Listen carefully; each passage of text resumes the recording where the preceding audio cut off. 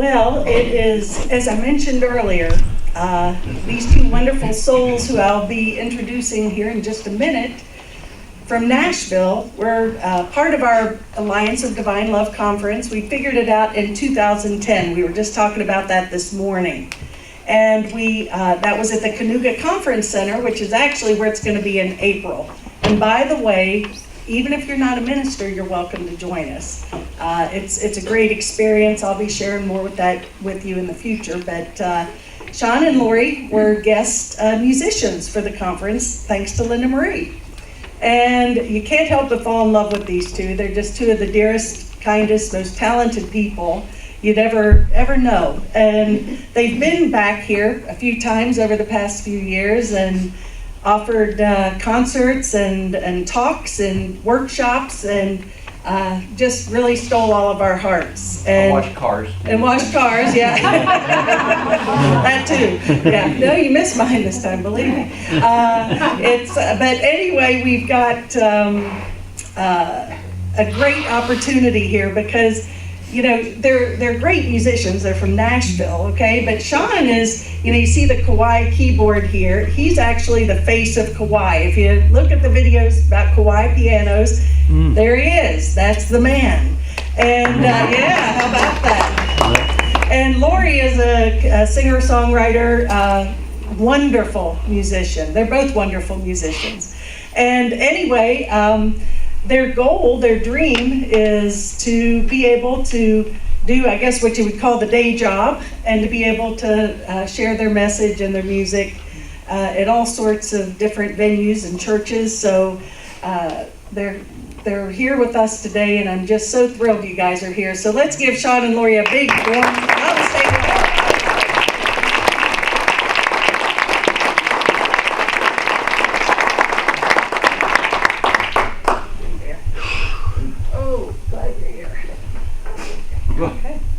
I think we've already had church. Really. Oh my goodness. But we thought we'd bring a little taste of our world over to you. We're going to feature a Ricky Byers Beckwith song. And this is absolutely audience participation required. And we'll just basically echo the chorus along with Laurie. We'll show you. It's not scary.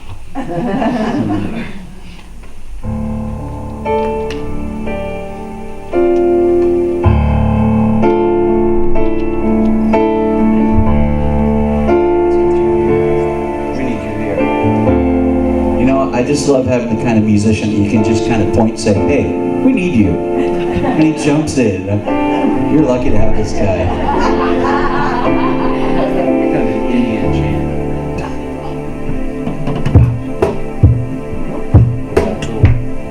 Hold me on the 1 and 3.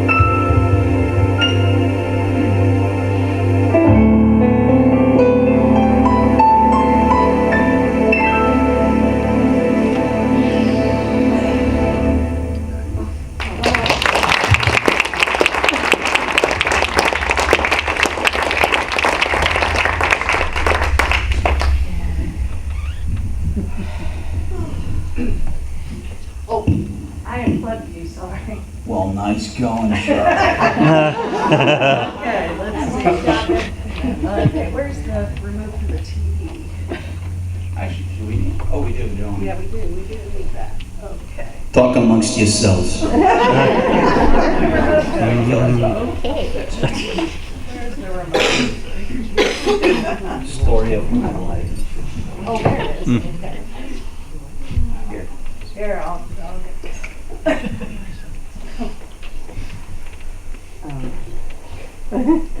Put the game on? Yeah. Oh, yeah, I'm sure they'd be. That's such a joke because I don't even know what the hell game would be on. You have no idea how not a sports guy I am. Hey, the big game on? I don't know what it is. Foosball or something.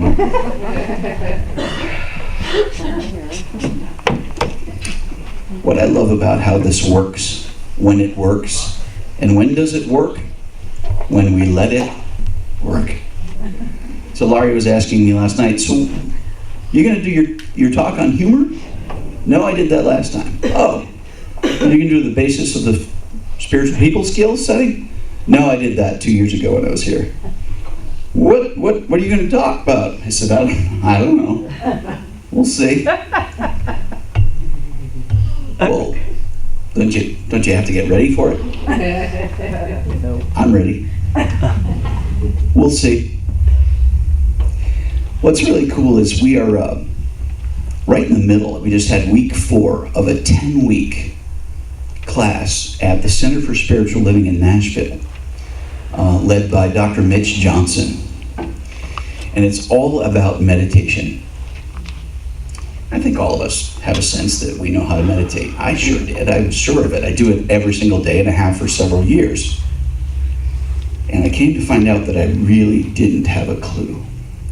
And I'm just really starting to lift up the veil and get a peek into what meditation is really about.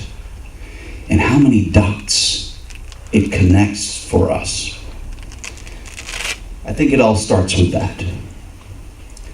I've never had any problem doing that. I'm the king of dreamers. From the time I was a little boy, I would dream. I would get yelled at in school for doing it, because I did it a lot. I always wanted to be somebody else other than me.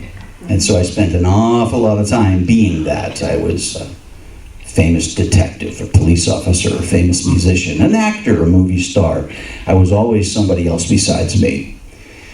And nowadays they call them dream boards. When I was 8, they were matchbox cities. And I owned the whole town. I was the police chief, the mayor, the fire chief, and I owned all the property. I don't know why. I was just really a strange child, and that hasn't changed. A very important, all kidding aside, everything starts with a thought, with a dream. And when it's not just a thought or an intention, but a dream, there's extra energy to it. Praying. Important, incredible energy, but there's so much more to it than that.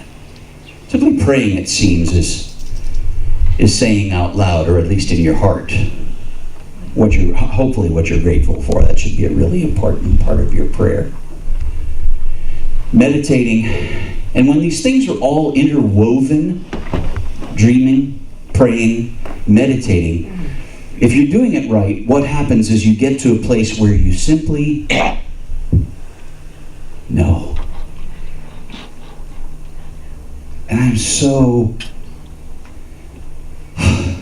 beyond finding words of the joy when you are in the place of simply knowing that you know what you know.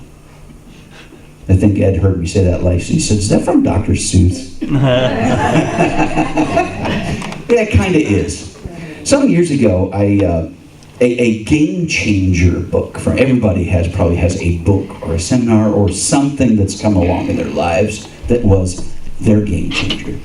For me, it was Dr. Wayne Dyer's book, Real Magic. And in the foreword of that book was this poem by Samuel Taylor Coleridge.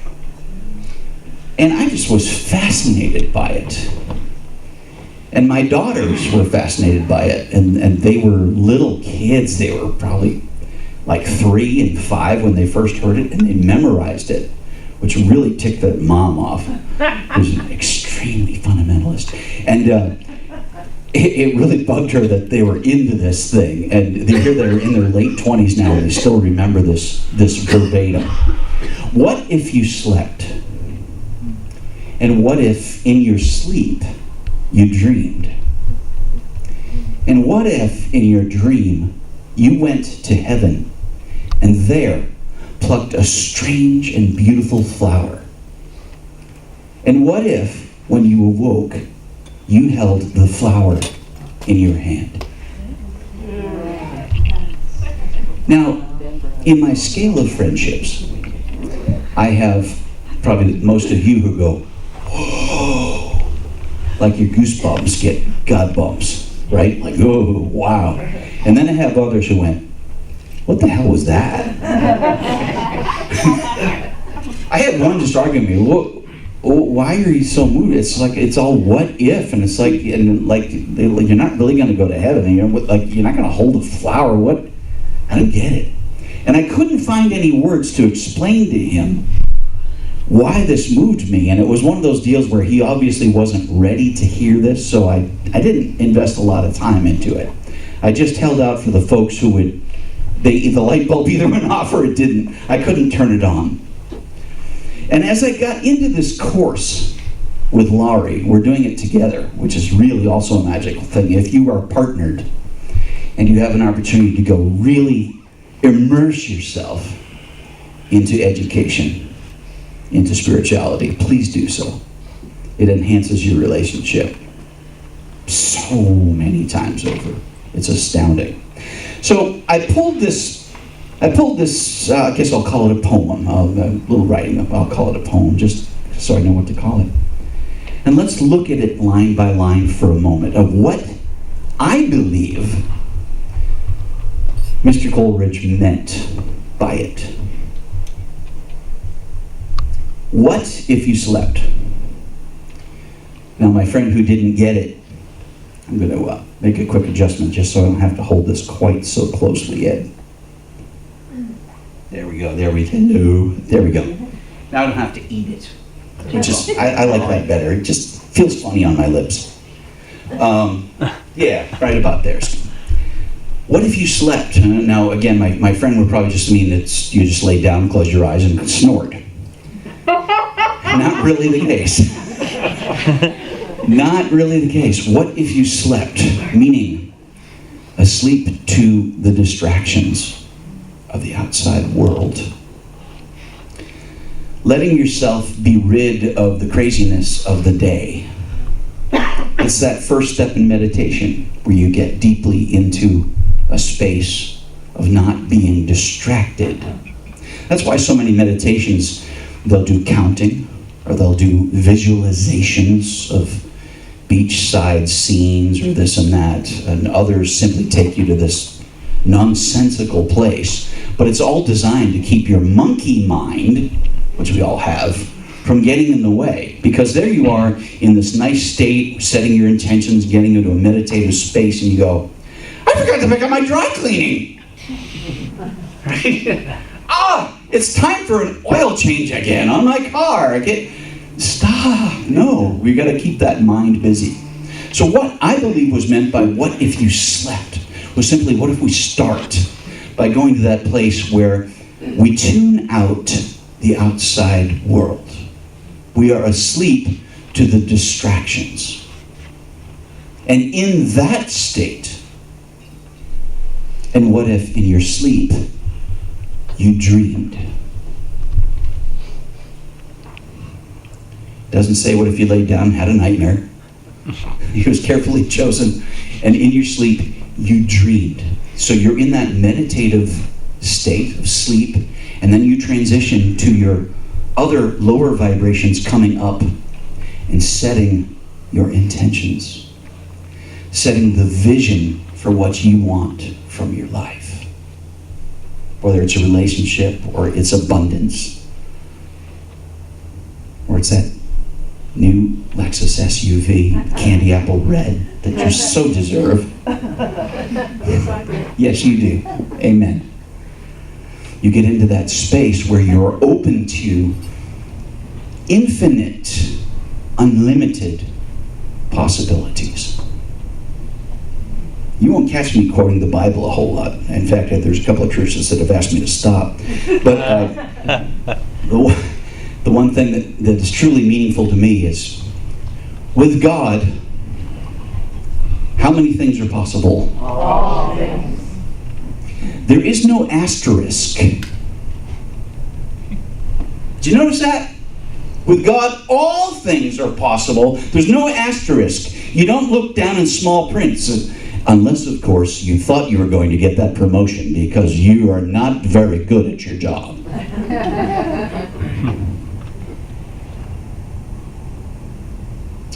I think I would like to be healed of this horrible illness that I've been told I have.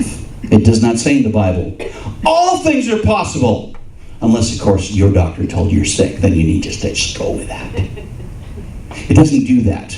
All things are possible, and in the dream state, it's so important to remember that. And who are we to question, or to doubt for that matter, that simple statement that with God, all things are possible. So whatever you, that's why I always say, be careful what you wish for. It's kind of like the time that Laurie and I were praying so hard to have a child. We just envisioned a baby coming into the home, and we're going to adopt a child out of, because we gave up on the fertility thing, so we're going to bring a child, and my daughter came home and said, "Dad, I'm pregnant." Oh, you need to be really specific.